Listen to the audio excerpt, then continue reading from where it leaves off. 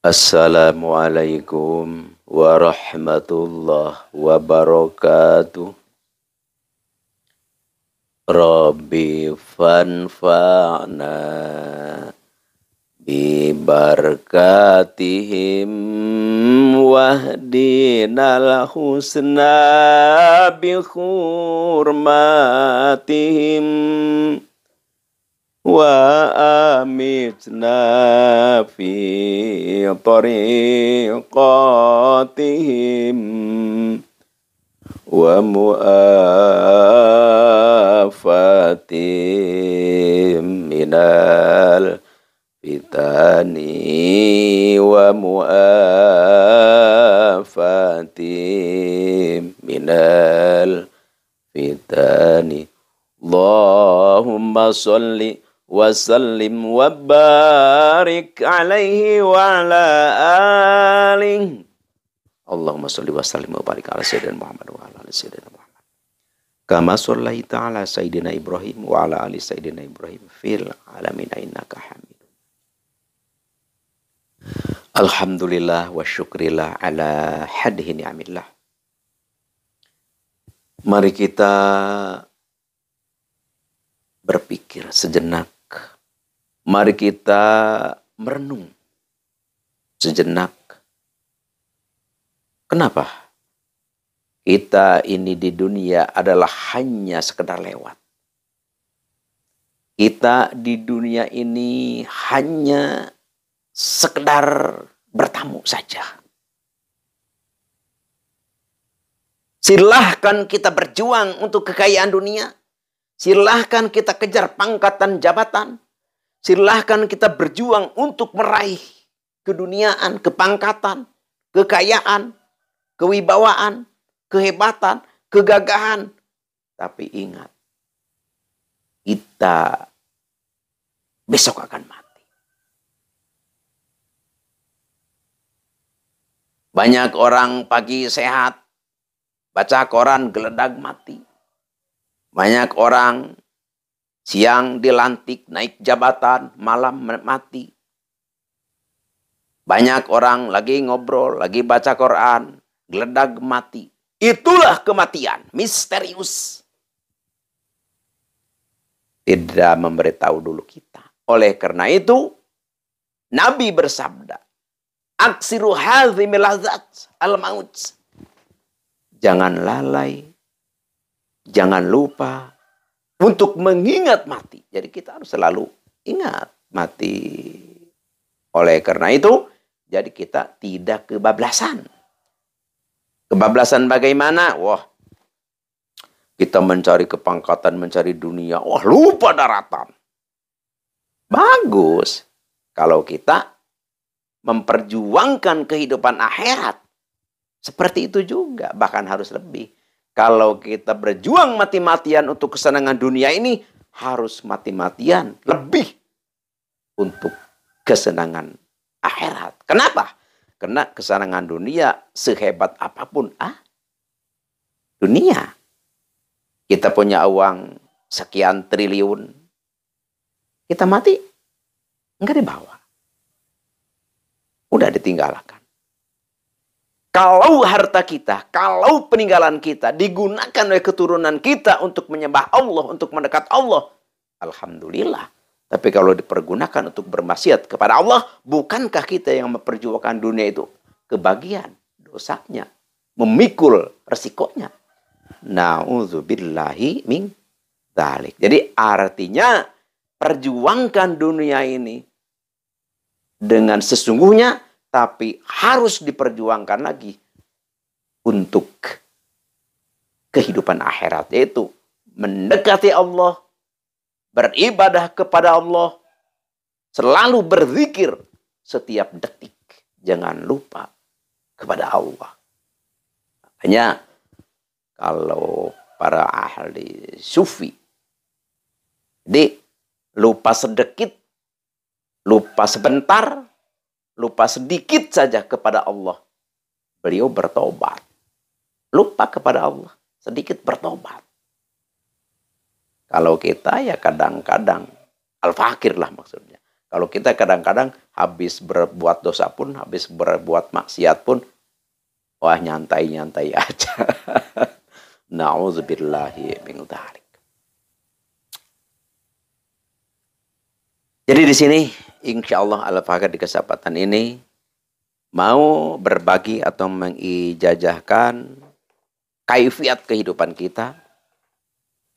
Ya utamanya satu, jauhi atau jangan dilakukan berbicara, berekspresi yang mengakibatkan, yang mewariskan kita menjadi hina, kita menjadi menderita, melarat, dan banyak hutang. Jadi hidup kita ini nggak karuan, kita dari Allah jauh, dari kekayaan kesenangan dunia jauh. Naudzubillahi min dzalik. Itu terutama ya dari ekspresi kita. Jadi apa yang harus dijauhi oleh kita, insya Allah nanti Al-Fakir terangkan atau jelaskan sesuai yang Al-Fakir dapat dari guru-guru Al-Fakir. Ya tentu ada amalan yang perlu kita wirid, ada zikir yang perlu kita zikirkan. Tapi sebelum ke acara inti, ya kita punya kewajiban yang sangat tidak boleh kita tinggalkan, itu adalah pengajian. Kita ngaji dulu sebentar. Aduh, ngaji dulu. Iya, karena dengan ngaji, dengan mendengarkan tausiah keagamaan, apapun yang kita amalkan jadi makbul. Kalau kita berdoa, doa kita diijabah. Kalau kita beramal, amal kita pun mendapat pahala. Segala apapun menjadi baik kalau kita didasari oleh ilmu. Ilmu tidak akan datang sendiri kalau kita tidak belajar. Ya makanya di channel Asdamiluha ini, ya kita jadikan suatu majelis taklim. Ya, apa namanya, kita sedikit-sedikit. Ya lama-lama insya Allah. Al-Fakir juga sama, ini mah kita berbagi saja. Berbagi saja. Wah tidak, ini Al-Fakir berbicara gini.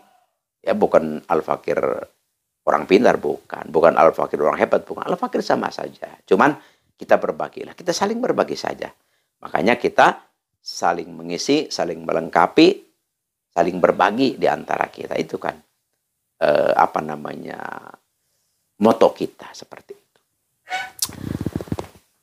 Qala Rasulullah sallallahu alaihi wasallam, at-tawadhu la yajidul 'abdu illa rif'atan fatawadhu yarfa'ukumullahu ta'ala.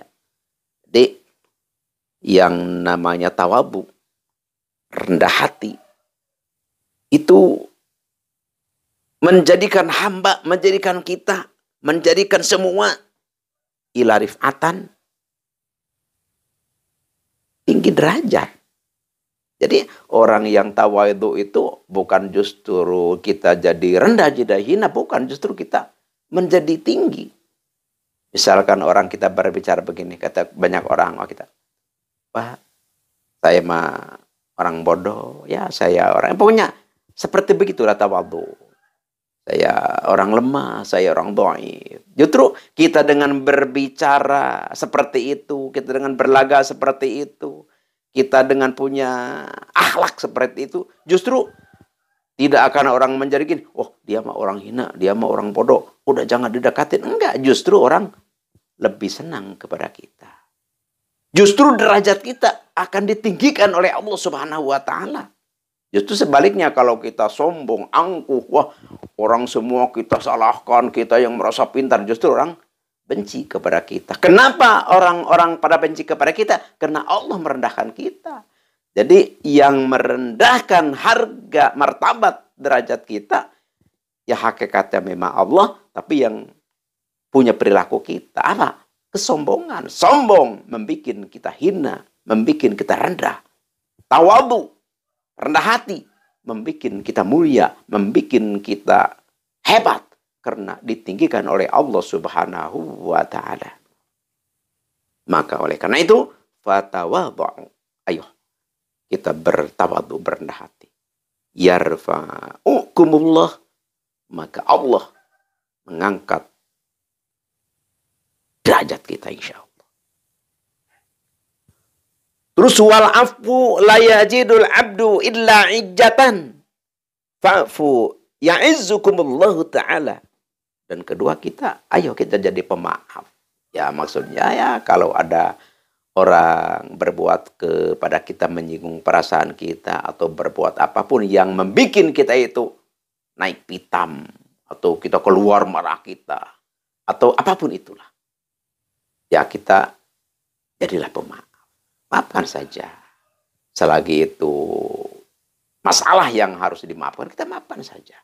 Karena dengan adanya kita punya prinsip, punya akhlak pemaaf, maka Allah Subhanahu wa Ta'ala akan memberi kemuliaan atau memuliakan kepada kita. Jadi kalau kita jadi orang pemaaf, pengampun, kita mulia. Kenapa kita mulia? Dimuliakan oleh Allah. Akhirnya orang pada senang kepada kita. Oleh karena itu, fa'fu. Jadi pemaaflah kita. Wa ya'izzukumullahu ta'ala. Maka Allah akan memuliakan kita semua. Wassadaqatu la yajidul mala illa katsiratan. Dan kita bersedekah. Jadi orang yang selalu senang gemar bersedekah, berderma, berinfak, maka harta kita, kepunyaan kita, mal kita tidak akan habis, justru illa katsiratan, terkecuali akan lebih banyak.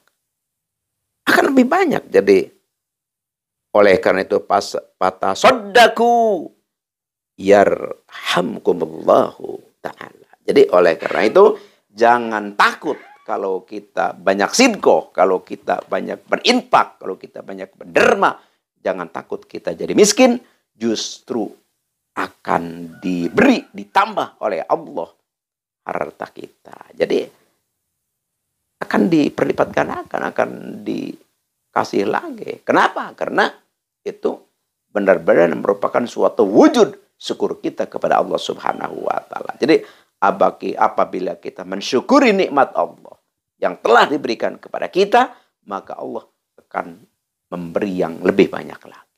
Oleh karena itu, fatasaddaqu, ayo, yang kita mampu, yang bisa untuk bersedekah, untuk menderma, ayo kita menderma. Ya, jangan kita dikumpul-kumpul harta, uang dikumpul-kumpul terus sehingga kita menjadi seorang yang kikir, kumat, ya, buntut kasiran. Tapi akhirnya kita ditinggalkan mati oleh kita. Sebelum itu disimpan untuk bekal kita di akhirat. Jadi yang namanya harta itu yang kita bawa ke akhirat itu adalah yang kita sedekahkan, yang kita dermakan. Kita punya uang nih 1 miliar atau 1 triliun atau lebih daripada itu. Kita simpan di bank atau dimanapun. Kita mati ya udah ditinggal. Tapi uang yang 100 juta kita infakkan, atau kita sedekahkan, atau kita misalkan wakopkan, ya itulah yang ketemu oleh kita nanti di akhirat. Oleh karena itu, ayo kita berlomba-lomba untuk mengerjakan hadis Nabi yang telah tadi kita semua simak. Sekarang kita ke acara inti, yaitu apa saja sih yang membuat kita hidup itu akan terpuruk. Ya kita utamanya ya satu, kufur nikmat lah. Kufur nikmat itu seperti apa ya? Seperti kita di hadapan orang selalu ngeluh, kita punya uang juga ya bilangnya enggak punya uang, kita banyak makanan juga bilangnya ya saya mah hidup sengsara, saya mah hidup serba susah. Ya tujuannya maksudnya supaya jangan orang minjam, jangan orang minta tujuannya. Tapi justru dengan perbuatan seperti itu, akhlak seperti itu, justru akan membuat kita hina, akan membuat kita nanti jadi dicabut nikmat itu oleh Allah Subhanahu wa Ta'ala. Jadi kita benar-benar sengsara beneran, benar-benar hina beneran. Na'udzubillahi min dzalik. Oleh karena itu, para ulama akhirat ya, para ulama salaf justru di dalam hal apapun kekurangan justru beliau-beliau menyembunyikan. Tapi kalau di dalam masalah kenikmatan, beliau justru mendohirkan. Apa? Ya dengan memperbanyak sedekah. Ya seperti ya kalau misalkan kita apa ya berbicara ya, kalau kita berbicara seperti di Banten ya. Ada tuh Mama Kiai Haji Uding ya, di Cokrom, Ciamas Banten. Beliau ya, setiap malam Jumat dan malam Selasa kan suka diadakan pengajian. Sekalian tawasul ya, berzikir bareng-bareng. Dan ada pengajian. Para ulama dipanggil di situ untuk memberikan tausiah-tausiah. Beliau memimpin tawasul. Itu menderma bersegoh itu berapa nilai uang tuh. Sampai sehingga yang toko-toko yang dekat di daerah dia itu kalau kekurangan makanan itu di rumah untuk menjamu jemaah itu sampai warung-warung toko-toko itu habis dibeli gitu kan. Tapi bagaimana? Apakah menjadi sengsara? Apakah menjadi miskin? Justru bertambah kaya. Bertambah kaya raya. Subhanallah.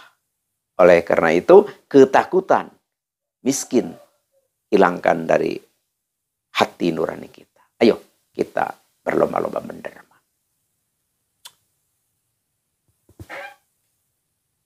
Sekarang kita lanjutkan lagi secara tujuan kita, yaitu jauhi kita kufur nikmat. Ya, kita selalu ngeluh. Walaupun kita ada, ngeluh saja.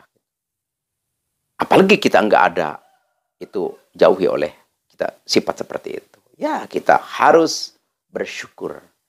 Kita hari ini mendapat makan, alhamdulillah. Wah, tidak ada rezeki untuk makan pun, ya kita alhamdulillah saja. Entah apapun itu adalah putusan Allah terbaik untuk kita. Menurut Allah subhanahu wa ta'ala. Allah tidak akan memberikan kepada hambanya yang tidak baik. Tidak. Jadi apapun itu adalah terbaik bagi kita menurut Allah subhanahu wa ta'ala. Jadi kita, ya kalau misalnya kita kurang-kurang sedikit, ya umpetinlah, jangan disebarluaskan ke orang lain. Terus kalau kita punya rezeki banyak, punya kelebihan, bersedekah kita, berinfak kita, beramal kita. Insya Allah dengan cara itu kita akan terhindar, akan dihindarkan daripada kemiskinan, kemelaratan, kehinaan, kekurangan. Justru akan diberi oleh Allah nikmat yang sangat luar biasa. Kalau kita rezeki biasanya sedikit, insya Allah diperbanyak. Insya Allah. Insya Allah. Ini adalah janji Allah subhanahu wa ta'ala. Di dalam Al-Quran dan juga banyak hadis-hadis Nabi yang menerangkan di dalam kitab-kitab hadis. Dan ada yang perlu kita selalu amalkan, siapapun itu. Apa itu? Yaitu adalah la ilaha illallahul halimul karim. La ilaha illallahul halimul karim. Kalimat ini menurut para ulama ini kalau kita amalkan, wiridkan setiap sembahyang subuh, ini kita akan diberi oleh Allah kemudahan, kelancaran, dan kekayaan insya Allah. Tapi rutin kita ya. La ilaha illallahul halimul karim dibaca 100 kali sesudah sholat subuh ya, sesudah sholat subuh. Terus ada orang yang mengatakan, wah itu dukun. Jangan Al-Fakir sering bilang, jangan kita menganggap dukun kepada orang yang mengajak berzikir kepada Allah. Jangan. Jadi kalau dukun itu, satu tanda dukun itu adalah mengamalkan suatu amalan, suatu kalimat yang tidak termaktub di dalam Al-Quran ataupun hadis ataupun kitab-kitab ulama Allah. Kalau misalkan di dalam kitab syariatnya masih syariat, misalkan dalam kitab Bidayatul Hidayah, di dalam kitab misalkan Ta'lim, di dalam kitab misalkan apa ya, Ibrahim Baijuri, atau misalkan di dalam kitab Fathul Mu'in, di dalam kitab-kitab fikih atau di dalam kitab apapun masih di area al-hikmat, tetap mengajarkan untuk kita selalu berzikir kepada Allah dengan kalimat-kalimat thayyibah, dengan kalimat-kalimat suci. Jadi itu tidak dukun. Jadi yang dukun itu sekali lagi yang wiridnya, amalannya yang tidak tertulis di dalam kitab Al-Quran ataupun hadis, atau di dalam kitab-kitab para ulama Allah, para aulia Allah. Sedangkan yang tertulis di dalam kitab misalkan Abu Ma'sar Al-Falaki, yang tertulis misalkan di dalam kitab Syamsul Ma'arif Kubro, yang tertulis misalkan di dalam kitab Manba Usulul Hikmah, yang tertulis dalam kitab Jawahirul Lama'ah, yang tertulis misalnya di dalam kitab Al-Ufaq, itu bukan dukun. Justru itulah harus kita kerjakan. Harus kita mendekat kepada Allah dengan cara berzikir.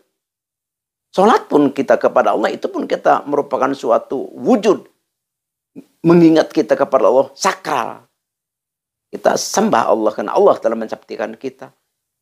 Dekati Allah, sembah Allah karena Allah telah menjadikan ini semua Allah. Jadi zikir itu adalah suatu keharusan. Sekali lagi, yang dinamakan dukun itu adalah suatu amalan, suatu pekerjaan yang tidak tertulis di dalam kitab Islam. Seperti Al-Quran dan hadis dan kitab-kitab para aulia Allah. Jadi sekali lagi, untuk kita hidup sukses, maka untuk hidup kita terhindar daripada kemiskinan, kemelaratan, kehinaan, maka amalkan la ilaha illallahul halimul karim setelah sembahyang subuh 100 kali, dan hindari kita kufur nikmat. Kufur nikmat itu ya, mengecilkan atau tidak menerima nikmat yang diberikan oleh Allah kepada kita karena kecil. Jadi kecil ataupun besar, nikmat Allah harus kita terima. Karena itu semua adalah terbaik bagi kita menurut Allah Subhanahu wa Ta'ala. Kalau kita diberi nikmat kecil, kita syukuri, maka Allah akan memberikan lagi lebih besar daripada itu. Insya Allah, amin ya Allah ya Rabbal Alamin. Ini Al-Fakir ijazahkan kepada siapapun yang mendengar suara Al-Fakir, tafadhol kerjakan insya Allah mustajabah, karena ini aurad amalan adalah sudah turun-temurun. Sudah banyak tertera di dalam kitab-kitab para ulama ya, dari kitab-kitab salafus shalihin. Sekian demikian, mohon maaf atas salah dan hilaf dan kekeliruan. Al-'afwi minkum wabillahi taufiq wal hidayah. Wassalamualaikum warahmatullahi wabarakatuh.